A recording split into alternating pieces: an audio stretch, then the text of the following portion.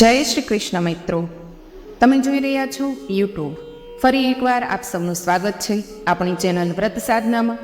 આજની વાર્તામાં આપણે જાણીશું કે એક સ્ત્રી તેના પતિ સાથે સૌથી વધુ દગો ક્યારે કરે છે અને કઈ જગ્યાએ કરે છે.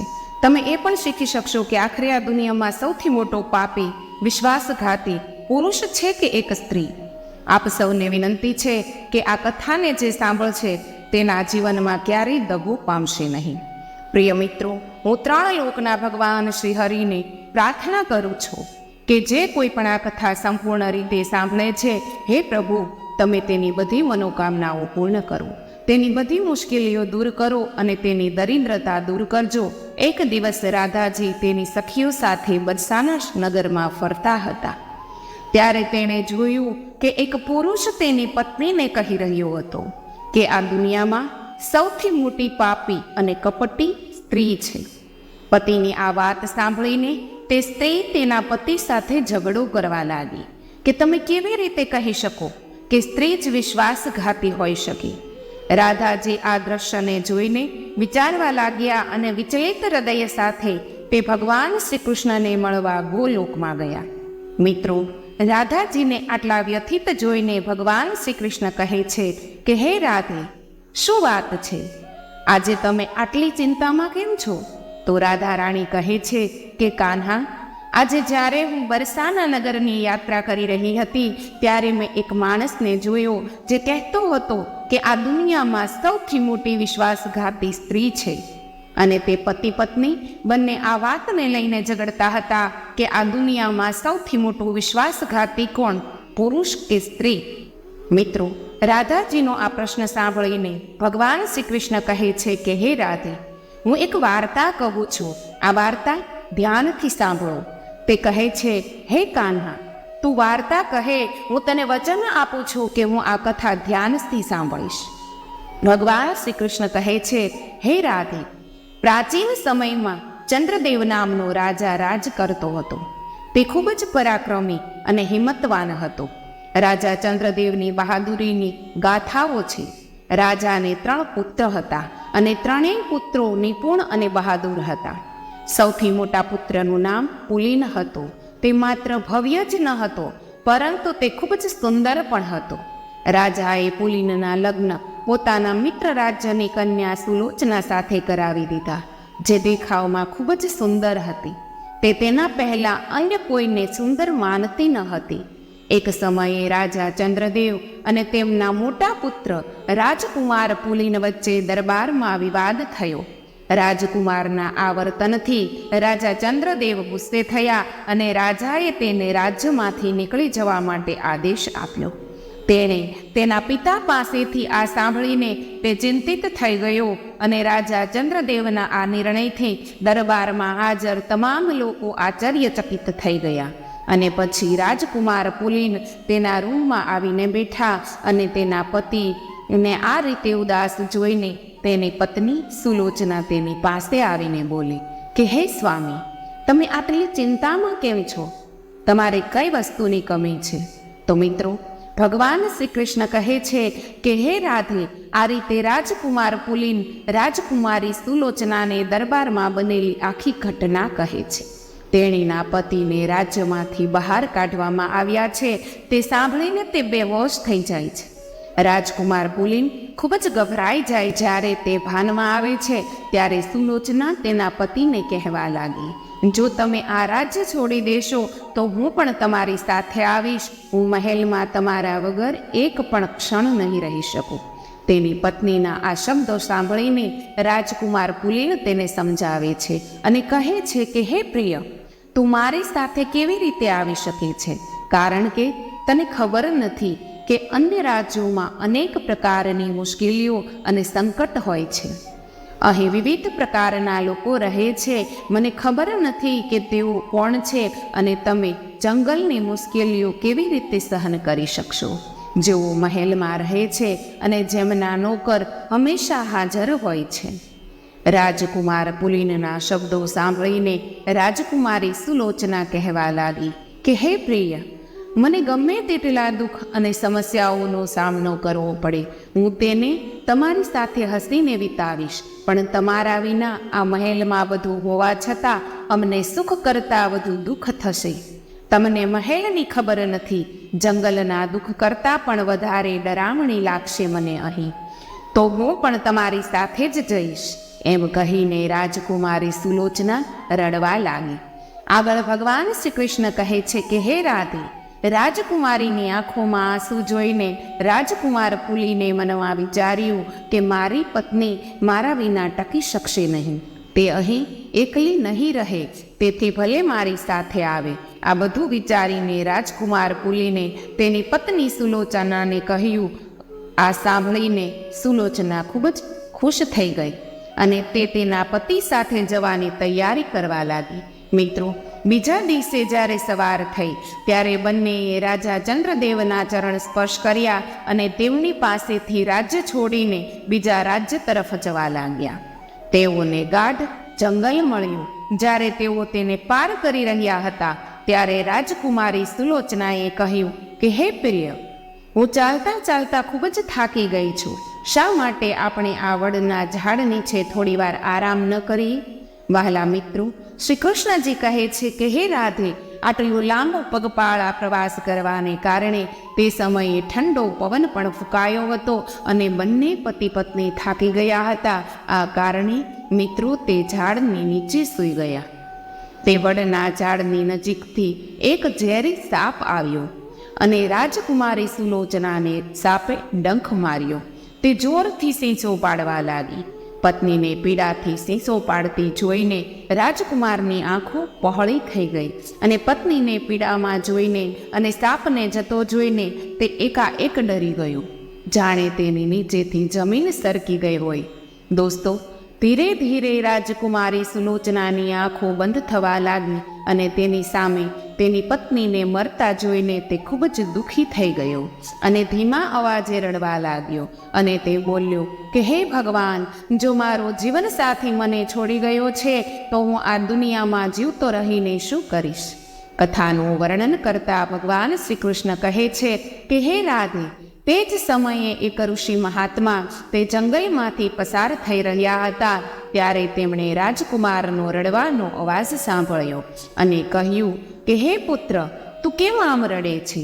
તારો અવાજ સાંભળીને હું તારી પાસે આવ્યો.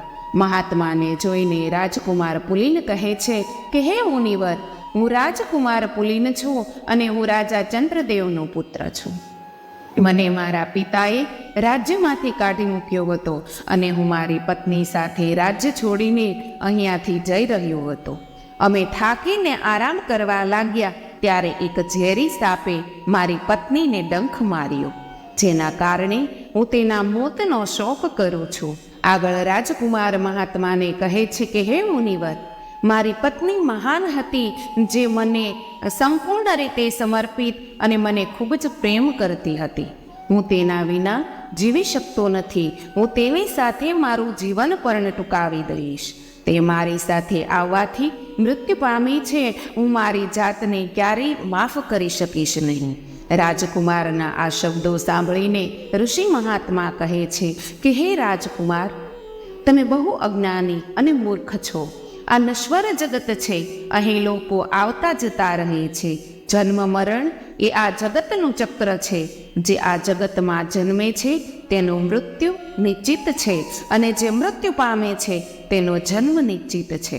તેનો પુનઃજન્મ ચોક્કસપણે ભવિષ્ય છે. તેથી તમારે તે અનિવાર્ય વસ્તુ પર શોક ન કરવો જોઈએ. ભગવાન શ્રી કૃષ્ણએ સ્પષ્ટપણે કહ્યું છે કે મનુષ્યનો આત્મા જ અમર છે. મૃત્યુ સમયે આત્મા બીજા શરીરમાં પુનઃ જન્મ લે છે. જેઓ સાચા ઉપદેશોને સંપૂર્ણ રીતે સમજી ગયા છે તેઓ પુનઃજન્મના ચક્રમાંથી મુક્ત થાય છે.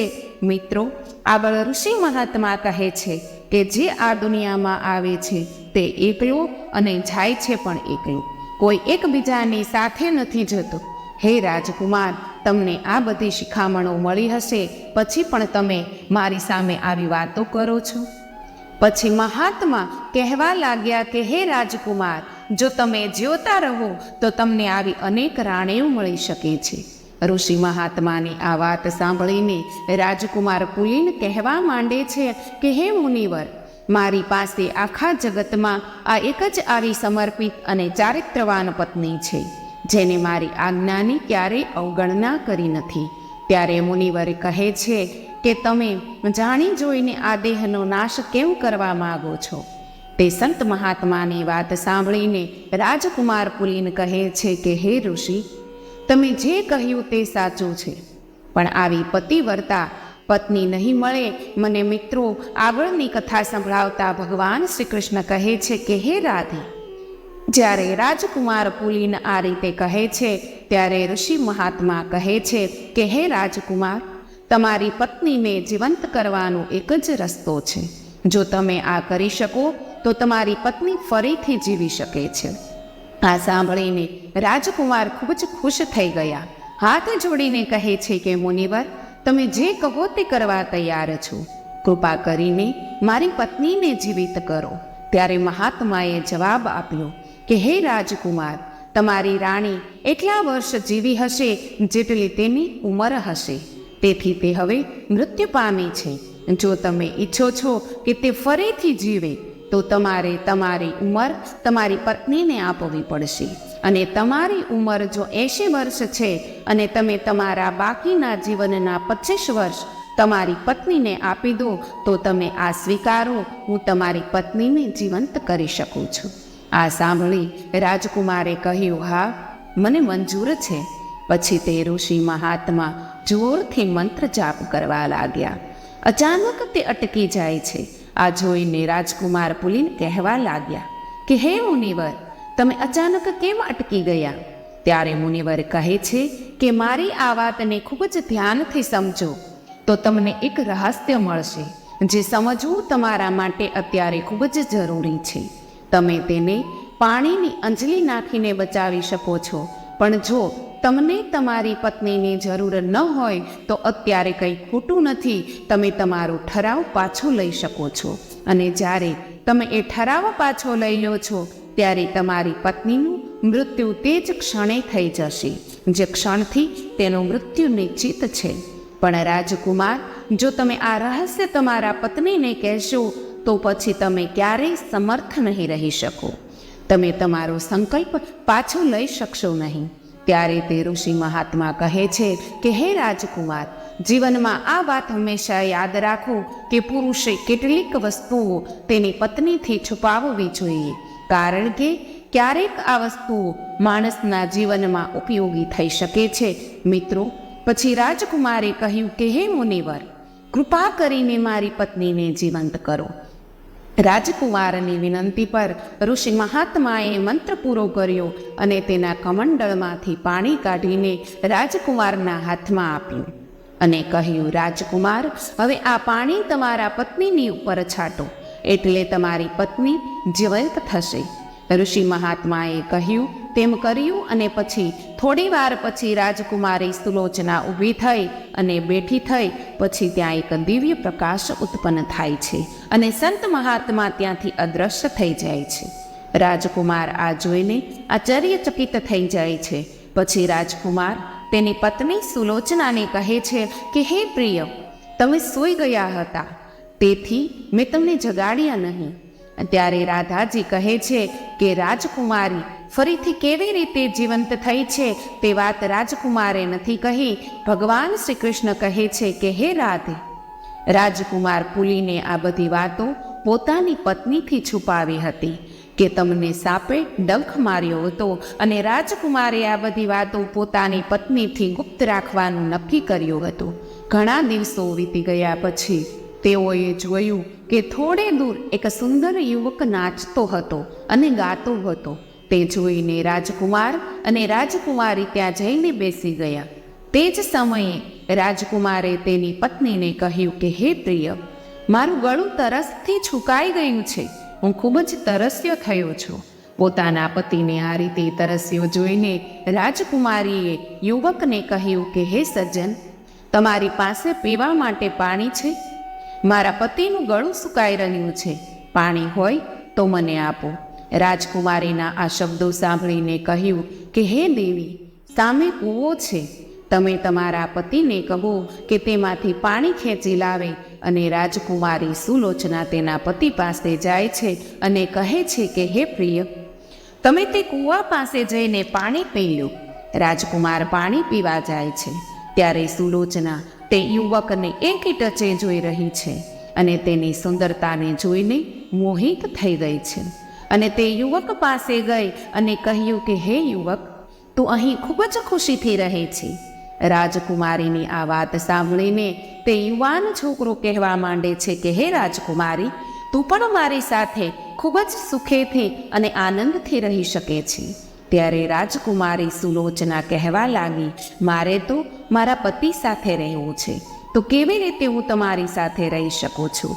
રાજકુમારીના આવા શબ્દો સાંભળીને યુવક સમજે છે કે રાજકુમારી તેની સુંદરતાને જોઈને પ્રેમમાં પડી ગઈ છે અને તે જ સમયે તે છોકરો રાજકુમારીને પ્રેમ કરવા લાગે છે.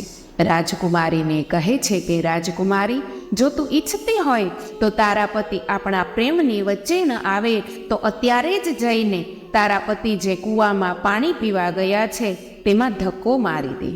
પછી જે થાય તે જોઈ લઈશું. પછી રાજકુમાર જે કૂવામાંથી પાણી પી રહ્યા હતા ત્યારે સુલોચના રાજકુમારની પાછળ ગયા. મિત્રો, રાજકુમારને ખ્યાલ ન હતો કે તેની પત્ની તેના મૃત્યુનું કારણ હશે, જેને તે ખૂબ જ પ્રેમ કરતો હતો. સૌથી બુદ્ધિશાળી લોકો પણ સ્ત્રીના વહેમમાં ફસાઈ જાય છે. જ્યારે રાજકુમાર પાણી પી રહ્યો હતો તે જ સમયે રાજકુમારી સુલોચના તેની પાછળથી આવે છે અને તેના પતિને કૂવામાં ધક્કો મારી દે છે. અને આમ કર્યા પછી તે પોતે તે યુવાન છોકરા પાછી ફરે છે. અને પછી તે છોકરો રાજકુમારી સુલોચનાને તેની સાથે લઈ જાય છે અને એક રાજ્યમાં જાય છે. ત્યાં તે બંને ખૂબ આનંદ અને પ્રેમથી સાથે રહેવાનું શરૂ કરે છે. સુલોચનાને નાચવાનું શીખવ્યું. હવે બંને મહેલોમાં ગાશે અને નાચશે અને બદલામાં બંનેને ખૂબ જ ધન મળે છે. સાચું જ કહેવાય છે કે જ્યાં સુધી માણસનું મૃત્યુ ન થાય ત્યાં સુધી સમય પોતે પણ તેનો જીવ લઈ શકતો નથી. પ્રિય મિત્રો, જ્યારે રાજકુમાર પુલિનને ધક્કો માર્યો હતો ત્યારે તે ભૂલી ગઈ હતી કે તે કૂવામાં દોરડું હતું, જેની મદદથી કૂવામાંથી પાણી ખેંચવામાં આવે છે. રાજકુમાર પુલિન તે દોરડાની મદદથી કૂવામાંથી બહાર આવે છે અને ભગવાનનો આભાર વ્યક્ત કરે છે. પછી તેની નજર તે યુવાન છોકરા પર પડી અને તેણે જોયું કે ત્યાં કોઈ ન હતું. કે રાજકુમાર સમજી ગયો કે તેની સાથે શું થયું છે. તે ત્યાં જ બેઠો અને બેભાન થઈ ગયો. અને તે જ સમયે આદિજાતિનું એક જૂથ જંગલમાં શિકાર કરવા જઈ રહ્યું હતું. જ્યારે તેમની નજર રાજકુમાર પર પડી તો તેઓ રોક્યા અને રાજકુમારની પાસે જઈને તેના પર પાણીનો છંટકાવ કર્યો. અને રાજકુમારને ફરીથી હોશ આવ્યો એટલે ટોળાના આગેવાને પૂછ્યું કે ભાઈ, આ એકાંતમાં તમે શું કરો છો? ત્યારે રાજકુમાર કહે કે ભાઈ, મારી વાતમાં બહુ જ દુઃખ છે. આટલું કહીને રાજકુમાર પુલિને કહ્યું કે મારી સાથે જે ઘટના બની છે તે હું તને કયા મુખેથી કહું? આ સાંભળીને કુળના વડાએ કહ્યું કે ભાઈ, તમારી સાથે આવી કઈ ઘટના બની છે? શું હું જાણી શકું છું? મારી સમસ્યા જો તમારે સાંભળવી હોય તો સાંભળો. હું એક રાજકુમાર છું. મારા પિતાએ મને કોઈ કારણસર તેમના રાજ્યમાંથી કાઢી મૂક્યો છે. તેથી હું મારી ધાર્મિક પત્ની સાથે આ જંગલમાં પહોંચ્યો અને અમે બંને એકબીજાને ખૂબ જ પ્રેમ કરતા હતા. ખૂબ જ લાંબી મુસાફરી કરીને અમે બંને થાકી ગયા અને તે જ સમયે એક સાપ જંગલમાંથી આવ્યો અને મારી પત્નીનું મૃત્યુ થયું. તે જંગલમાં મારી પત્ની સાથે હું મારો પ્રાણ આપવાનો જ હતો ત્યારે એક દેવી તેજવાળા ઋષિ ત્યાં આવે છે અને મારા પર દયા કરીને મારા બાકીના જીવનનો અડધો ભાગ મારી પત્નીને આપી દે છે અને તે ફરીથી જીવિત થઈ જાય છે. પતિ પત્ની આગળ વધ્યા. હવે થોડા દિવસો પછી અમે એવી જગ્યાએ પહોંચ્યા જ્યાં એક ઝૂંપડું હતું. તે ઝૂંપડીમાં એક સુંદર એક જુવાન છોકરો રહેતો હતો. જ્યારે હું ત્યાં પહોંચ્યો ત્યારે મને ખૂબ તરસ લાગી. તેથી મારી પત્ની મારા માટે પાણી લાવવા તે ઝૂંપડીમાં ગઈ. પરંતુ ત્યાં પાણી ન હતું અને તેણે મને કહ્યું કે સામે એક કૂવો છે અને તમે તેમાંથી પાણી પી શકો છો. હું પાણી પીવા ગયો હતો અને મારી પત્ની પણ મારી પાછળ આવે છે અને જ્યારે હું પાણી પી રહ્યો હતો ત્યારે તે મને કૂવામાં ધક્કો મારીને નાખી દે છે. દોસ્તો, આગળની વાર્તા સંભળાવતા ભગવાન શ્રી કૃષ્ણ કહે છે કે હે રાધે, રાજકુમાર પુલનીને આ દુઃખદ વાર્તા સાંભળીને તે ટોળાનો આગેવાન ખૂબ જ દુઃખી થાય છે અને કહે છે કે હે રાજકુમાર, જો ભગવાન પણ સ્ત્રીઓના ત્રિવિધ ચરિત્રને ન સમજી શક્યા તો આપણે સામાન્ય માનવી છીએ, આપણો શું નસીબ છે. સ્ત્રીની માયાજાળમાં ફસાઈને પુરુષ કંઈ પણ કરી શકે છે. આટલું કહીને પેલા ટોળાના વડાએ મારા માથે હાથ મૂક્યો અને કહ્યું કે હે દોસ્ત, તું ચિંતા ન કર, ભગવાન ખૂબ જ દયાળુ છે, તે તને ચોક્કસ મદદ કરશે. પછી સરદારે કહ્યું, મિત્ર, જો તમે ઈચ્છો તો અમારી સાથે અમારા ટોળામાં રહી શકો છો. આ સાંભળીને રાજકુમાર પુલિનને લાગ્યું કે ડૂબતા વ્યક્તિ માટે આટલો સહારો પૂરતો છે. રાજકુમાર સરદારની વાત સાથે સંમત થયા અને પછી તે રાજકુમાર તે જ રાજ્યમાં પહોંચ્યો જ્યાં તેની પત્ની સુલોચના અને તે યુવાન છોકરો રહેતા હતા. તે રાજ્યને જોઈને રાજકુમારે કહ્યું કે મિત્રો, હું આ રાજ્યમાં થોડા દિવસો પસાર કરવા માગું છું. કુળના વડાએ એની આ વાત સ્વીકારી લીધી અને મિત્રો, આટલી લાંબી મુસાફરી કરીને કારણે રાજકુમારને ખૂબ જ ભૂખ લાગી અને તે આજુબાજુ ફરવા લાગ્યો અને તે શહેરમાં ગયો અને થોડા દિવસો પછી તે રાજ્યના રાજકુમારની મહેનતને જોઈને રાજકુમારને એક વેપારી પાસેથી કામ મળ્યું. રાજકુમાર અને તેના પ્રિય મિત્રોને ખૂબ આદર આપ્યો. આગળ ભગવાન શ્રી કૃષ્ણ કહે છે કે હે રાધે, આ રીતે રાજકુમાર પુલિનના દિવસો ખૂબ જ આનંદમાં પસાર થવા લાગ્યા. મિત્રો, એક દિવસ તે જ શહેરના રાજાએ એક ભવ્ય સમારોહનું મહેલમાં આયોજન કર્યું. તેમના તે સમારોહમાં રાજકુમાર પુલિનની પત્ની તેમના નૃત્ય કૌશલ્યનું પ્રદર્શન કરવા માટે ત્યાં હાજર હતી. પ્રિય મિત્રો, જ્યાં રાજકુમારી સુલોચનાનું નૃત્ય રાજાના મહેલમાં થવાનું હતું અને આ સમારોહમાં રાજાએ શહેરના તમામ મોટા વેપારીઓને તેના સ્થાને નૃત્ય જોવા માટે આમંત્રણ આપ્યું હતું. આખા શહેરમાં રાજકુમારી સુલોચનાના નૃત્યના વખાણ થઈ રહ્યા હતા. પણ સૌથી પ્રખ્યાત થઈ ગયા પછી શેઠ રાજકુમાર પુલિનને કહે છે કે જો તમે પણ સાથે આવવા માંગતા હો તો તમે પણ જઈ શકો છો. આ બહાને હું એ પણ જણાવવા માગું છું કે આખા રાજ્યમાં આટલા સુંદર નૃત્યની ચર્ચા થઈ રહી છે, તે સ્ત્રી કોણ છે? આ રીતે રાજકુમાર પુલિન તેના શેઠ સાથે રાજાના દરબારમાં પહોંચ્યા અને પછી રાજકુમારી સુલોચના દેવરાજ ઇન્દ્રની અપ્સરાઓના સંપર્કમાં આવ્યા અને તે જ દરબારમાં તેણે ઘણા ગીતો રજૂ કર્યા અને તેનું ગીત સાંભળીને ત્યાં હાજર તમામ લોકો આશ્ચર્યચકિત થઈ ગયા. બધાએ રાજકુમારીના નૃત્યની ખૂબ જ પ્રશંસા કરી. તે જ સમયે રાજકુમાર પુલિને તેના હાથમાં એક હીરાજડિત અંગૂઠી હતી તે ઉતારીને તેણે રાજકુમારી સુલોચનાને આપી દીધી અને તે અંગૂઠી જોતાં જ તે ઓળખી ગઈ કે આ અંગૂઠી રાજકુમાર પુલિનની છે. રાજકુમારી ચિંતિત થઈને વિચારવા લાગી કે આ એક ખૂબ જ આશ્ચર્યજનક બાબત છે. આખરે મારા પતિ જીવિત છે અને તેઓ અહીં આવ્યા છે. જો તે આજે મને ઓળખશે તો મને જીવિત નહીં છોડે, માટે મારે એવું ત્રિપુટી પાત્ર બનાવવું જોઈએ જેના દ્વારા મારા પતિને મારી શકાય. હવે રાજકુમારી સુલોચનાએ મનમાં વિચાર્યું કે હવે હું રાજા માટે આવું મધુર ગીત ગાઈશ અહીં અને ખૂબ જ સરસ નૃત્ય બતાવીશ. એવું વિચારીને રાજા ખુશ થશે અને મને કંઈક માગવા માટે કહેશે. પછી હું રાજાને આદેશ અપાવીશ કે તે મારા પતિને મારી નાખે. આ વિચારીને રાજકુમારીએ એક ખૂબ જ મધુર ગીત ગાયું અને બતાવ્યું. મિત્રો, રાજકુમારીના નૃત્યથી રાજા ખૂબ જ ખુશ થઈ ગયો અને બોલ્યા કે તને ઉપહારમાં શું જોઈએ છે? ત્યારે સુલોચના કહે છે કે હે મહારાજ, પહેલાં મને વચન આપો કે હું તમારી પત્ની પાસેથી જે માગીશ તે આપશો. ત્યારે રાજાએ વચન આપ્યું એટલે રાજકુમારીએ કહ્યું કે મારા શત્રુને મૃત્યુદંડ આપો. જેણે મારા ઘરમાં ચોરી કરી છે તેને સજા થવી જોઈએ.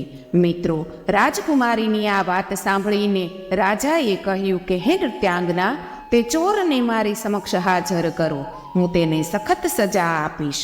પછી રાજકુમારી દરબારમાં જાય છે અને રાજકુમાર પુલિનનો હાથ પકડીને તેની સામે ઊભો કરે છે.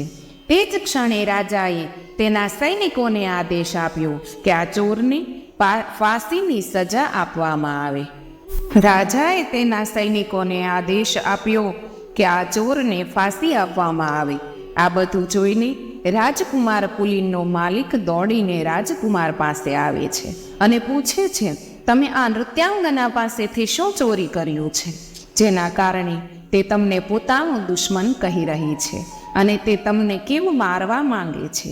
ત્યારે રાજકુમારે તેના માલિકને જવાબ આપ્યો કે હે ધણી, મેં તેની પાસેથી કંઈ પણ ચોર્યું નથી. આ રાજા સમજે છે કે મને સજા આપતા પહેલા તેણે મારી બે વાત પર ધ્યાન આપવું જોઈએ. એ વાતો સાંભળ્યા પછી કદાચ મારો જીવ બચી જશે. મિત્રો, શેઠ માનતા હતા કે તેનો શાહુકારને દોષ. તેણે આ વાત તેના સાથી શેઠને કહી કે મારો શાહુકાર નિર્દોષ છે. આ સાંભળીને બધા વેપારીઓ ભેગા થઈ ને તેઓ રાજા પાસે ગયા અને કહ્યું કે હે રાજા, અમારો શાહુકાર નિર્દોષ છે અને તમે તેને મારી નાખવાનો આદેશ આપ્યો છે. તે કહે છે કે તે રાજાને બે વાત કહેવા માંગે છે. જો આ બે વાત સાંભળીને તમને કોઈ ગુનો જણાય, જો તમે તેને જોશો તો તમે તેને મૃત્યુદંડ આપી શકો છો, પરંતુ તે મૃત્યુ પામે તે પહેલાં તમારે તેના બે શબ્દો સાંભળવા જોઈએ. પછી રાજાએ વેપારીઓને સંમતિ આપી અને સૈનિકોને શાહુકારને દરબારમાં હાજર કરવાનો આદેશ આપ્યો છે. આદેશ મળતા જ સૈનિકો રાજકુમારને લાવીને દરબારમાં રાજાની સામે ઊભો રાખ્યો. ત્યારે રાજાએ કહ્યું કે હે શાહુકાર, તારે જે કહેવું હોય તે મારી સામે ખુલ્લેઆમ કહી દે, કોઈ પણ જાતના ડર વિના. પછી તે જ સમયે રાજકુમાર પુલિને જવાબ આપ્યો કે મહારાજ, મેં કયો ગુનો કર્યો છે જેના કારણે તમે તમારા સૈનિકને મને ફાંસી આપવાનો આદેશ આપ્યો હતો?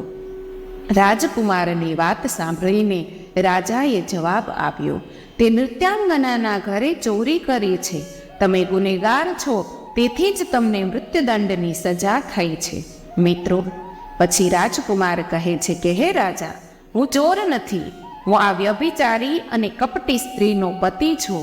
મને કૂવામાં ધકેલીને મારી સાથે છેતરપિંડી કરનાર મહિલા આ યુવક સાથે અહીં આવીને રહે છે અને ડાન્સ કરી રહી છે. હવે રાજકુમારી સુલોચના સમજી ગઈ કે મામલો બગડી રહ્યો છે. ત્યારે રાજકુમારીએ રાજાને કહ્યું, હે મહારાજ, હું ચારિત્રહીન નથી, હું એક ભક્ત સ્ત્રી છું. આ ચોર મારા પર ખોટા આરોપો લગાવે છે. મને આ ખબર પણ નથી. ચોરને મેં પહેલી વાર જોયો હતો જ્યારે તે મારા ઘરેથી ભાગીને જતો હતો. ત્યારે રાજકુમાર પુલિન બોલ્યો, મહારાજ, જો તે મારી પત્ની નથી તો સોગંદ લે અને હું જે કહું તે કરે. જો તે તેમ કરશે તો હું સ્વીકારીશ કે તે મારી પત્ની નથી. મિત્રો, પછી રાજકુમારે નૃત્યાંગના બનેલી રાજકુમારી સુલોચનાને કહ્યું કે હવે તમે પવિત્ર ગંગાજળ તમારા હાથમાં લઈને સોગંદ લો કે જે પણ વસ્તુ તમારા દ્વારા માર્ગમાં મને મળી હતી તે હું તમને પાછી આપું છું. રાજકુમારીએ તે પવિત્ર જળ આ રીતની વાત બોલીને રાજકુમારના હાથમાં આપતા જ તે મૃત્યુ પામી. કારણ કે મિત્રો, સાધુ મહાત્માએ રાજકુમારને કહ્યું હતું કે જ્યારે રાજકુમાર તું ઈચ્છે તો તારી ઉંમર પણ રાજકુમારી પાસેથી પાછી લઈ શકે છે. તેથી જ તેણે આવું કર્યું. મિત્રો, આગળ શ્રી કૃષ્ણજી કહે છે કે હે રાધે, આવા વિચિત્ર દ્રશ્ય જોઈને દરબારમાં હાજર તમામ દરબારીઓ અને નગરજનો આશ્ચર્યચકિત થઈ ગયા. અને પછી રાજાએ કહ્યું, શાહુકાર, આ બધું કેવી રીતે થયું? મને કહો. મિત્રો, રાજાના આદેશ મુજબ રાજકુમાર પુલિન તે જીવનની તમામ ઘટનાઓને કર્મમાં વર્ણવવાનું શરૂ કરે છે. જ્યારે તેને રાજ્યમાંથી કાઢી મૂકવામાં આવ્યો હતો, સભામાં હાજર રાજકુમારની અગ્નિ પરીક્ષા સાંભળી સૌની આંખમાંથી આંસુ વહેવા લાગ્યા. ત્યારે રાજાએ કહ્યું કે હે રાજકુમાર, આ વેશ્યા સ્ત્રીને તારા જેવો ધાર્મિક પતિ મળ્યા પછી પણ આનંદ થયો નથી. મિત્રો, આ માટે નિયતિએ તેને સજા આપી છે. પછી રાજાએ રાજકુમારને કહ્યું કે હે રાજકુમાર, મારે એક જ પુત્રી છે. હું તેના લગ્ન તમારી સાથે કરવા માંગુ છું. શું તમે તેના માટે તૈયાર છો? મિત્રો, રાજકુમારે રાજાની વાત માની લીધી અને પછી રાજાએ તેની પુત્રી સાથે લગ્ન કર્યા. રાજકુમાર પુલીન પછી રાજાના મહેલમાં તેની પત્ની સાથે સુખી જીવન જીવવા લાગ્યો. પછી ભગવાન શ્રી કૃષ્ણ કહે છે કે હે રાધે, આ વાર્તા સાંભળ્યા પછી તમને તમારા પ્રશ્નનો જવાબ મળી ગયો હશે કે જે પુરુષ તેની પત્ની સાથે ઝઘડો કરી રહ્યો હતો અને કહેતો હતો આ દુનિયામાં સ્ત્રીઓ પુરુષો કરતાં વધુ પાપી અને કપટી છે, તે પણ સાચી વાત હતી. વિશ્વાસઘાત કરનાર પણ છે. આ દુનિયાની બધી સ્ત્રીઓ ભક્ત અને સદાચારી નથી.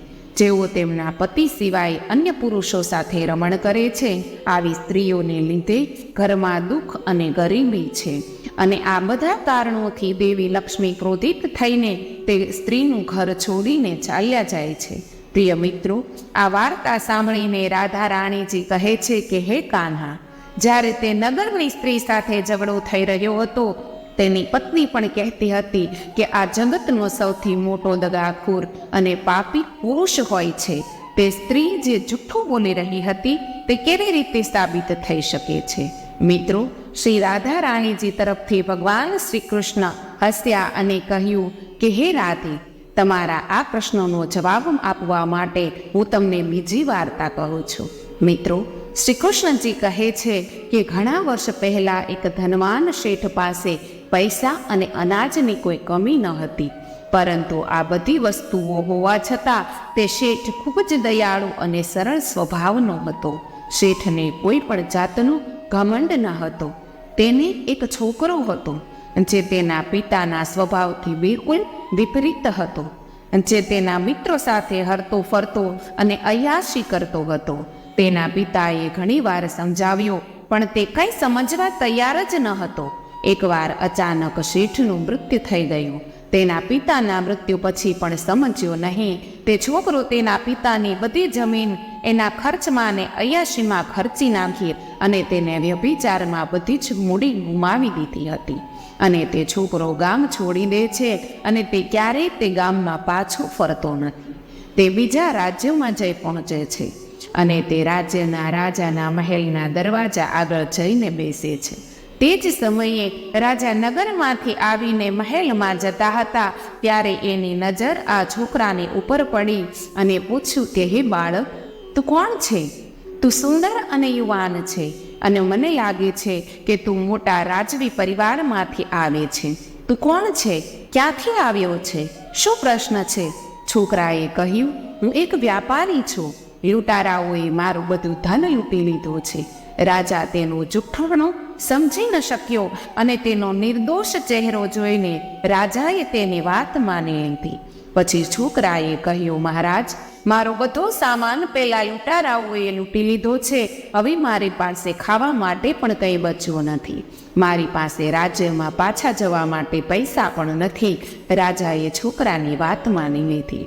રાજા, તમે મને થોડી મદદ કરશો તો હું મારા રાજ્યમાં પાછો જઈશ. પછી રાજા વિચાર કરવા લાગે છે કે આ છોકરો ઘણો મોટો વેપારી છે અને દેખાવમાં પણ ખૂબ જ સુંદર છે. મિત્રો, તે રાજાને કોઈ પુત્ર ન હતો, એક જ છોકરી હતી. રાજાએ શરૂઆત કરી, એમ વિચારીને કે મારા મૃત્યુ પછી તેનું સામ્રાજ્ય હશે, આ છોકરું તેને ખૂબ જ સરળતાથી સંભાળી શકે છે, કારણ કે છોકરો સુંદર છે અને વ્યવસાય કેવી રીતે કરવો તે જાણે છે. જેનો અર્થ છે તો હું મારી પુત્રીના લગ્ન આ છોકરા સાથે કરાવી દઉં તો, અને તે મારો જમાઈ બનીને મારી સાથે મહેલમાં રહેશે અને ભવિષ્યમાં તે મારું રાજ્ય પણ સંભાળી શકશે. એમ વિચારીને રાજાએ પેલા છોકરાને બધી વાત કરી અને કહ્યું કે દીકરા, તને કોઈ વાંધો છે? આ સાંભળીને છોકરો અંદરથી બહુ ખુશ થઈ જાય છે અને કહે છે કે મહારાજ, મારી એક શરત છે. તો છોકરાએ કહ્યું કે લગ્ન પછી હું મારી પત્નીને મારા રાજ્યમાં લઈ જઈશ અને પછી જ હું તમારા મહેલમાં રહેવા માટે તૈયાર થઈશ. રાજાએ છોકરાની શરત સ્વીકારી અને રાજાએ તેની પુત્રીના લગ્ન છોકરા સાથે કરાવ્યા. અઢળક પૈસા, સંપત્તિ અને હીરા મોતી ભેટમાં આપ્યા અને પોતાની દીકરીને છોકરાની સાથે વિદાય કરી. પ્રિય મિત્રો, જ્યારે છોકરો રાજકુમારીને લઈને તેના રાજ્યમાં પાછો આવવા લાગે છે ત્યારે એક જંગલ આવે છે. તે છોકરો રાજાની પુત્રીને કહે છે, જુઓ, હવે તું મારી પત્ની છે અને તારી ફરજ છે કે પત્ની છે એટલે તેને તેના પતિની દરેક વાતનું પાલન કરવાનું હોય છે. તમારી પાસે જે કંઈ દાગીના છે અને તમે જે કંઈ ઘરેણાં પહેર્યા છે તે બધા ઉતારો અને મને આપી દો, નહીં તો લૂંટારાઓ અહીંથી લૂંટ ચલાવી શકે છે. રાજકુમારીએ તેના પતિની વાત માની લીધી અને તેના પતિ પર ભરોસો મૂકીને તે બધું આપી દીધું. છોકરાએ તેની પત્નીના તમામ દાગીના લઈ લીધા અને તે જ જંગલમાંથી એક નદી વહી રહી હતી. રાજકુમારી સાથે નદી પાર કરતી વખતે તેના મનમાં આ ઘરેણાં જોઈને તે લાલચ જાગે છે અને તે તેની પત્નીને તે જ નદીમાં ધકેલી દે છે અને ત્યાંથી ભાગી જાય છે. પછી છોકરો વિચારે છે કે હવે તે આ ઝવેરાત વેચીને આરામદાયક જીવન જીવી શકશે. મિત્રો, આ વિચારીને તે ખૂબ જ ખુશ થઈ રહ્યો હતો. ત્યારે રાધાજીએ ભગવાન શ્રી કૃષ્ણને પૂછ્યું કે હે કાન્હા, રાજકુમારીનું શું થયું? છોકરાએ નદીમાં ફેંકી દીધી હતી, તે મૃત્યુ પામી કે જીવી ગઈ હતી? મિત્રો, રાધાજીની આ વાત સાંભળીને ભગવાન શ્રી કૃષ્ણએ કહ્યું તે રાજકુમારી નદીમાં પડીને બીજે કાંઠે વહી ગઈ. નદીમાં રાજકુમારીને તરતી જોઈને કેટલાક માછીમારોએ તેને બહાર કાઢી અને તેને બચાવી લીધી અને રાજકુમારી પોતાના રાજ્યમાં પાછી આવી.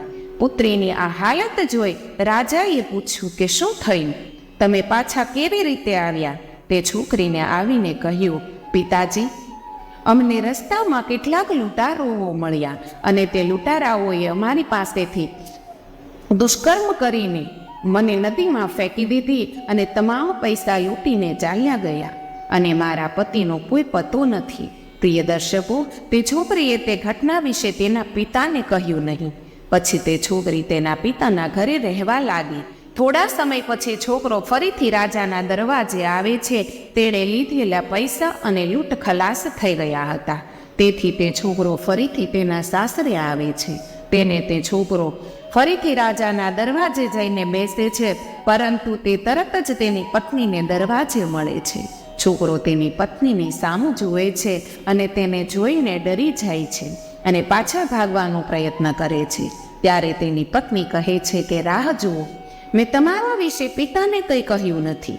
મેં આ વાત મારા પિતાને કહી છે કે અમને રસ્તામાં કેટલાક લૂંટારોએ લૂંટી લીધા હતા અને બધા પૈસાને દાગીના લૂંટીને ભાગી ગયા અને મારા પતિનો કોઈ પત્તો નથી. પ્રિય દર્શકો, આ સાંભળીને છોકરો ખૂબ ખુશ થઈ ગયો અને તેની પત્ની વિશે તે વિચારે છે કે મારી પત્ની સાચી છે. છોકરો ફરીથી રાજાને કહે છે કે જેમ તેની પત્નીએ તેને કહ્યું હતું. તે પછી છોકરો તેની પત્નીને કહે છે કે હે પ્રિય, હું તમને લઈ જઈશ. હું હવે તમને લેવા માટે આવ્યો છું. મને મારી ભૂલનો અહેસાસ થયો છે.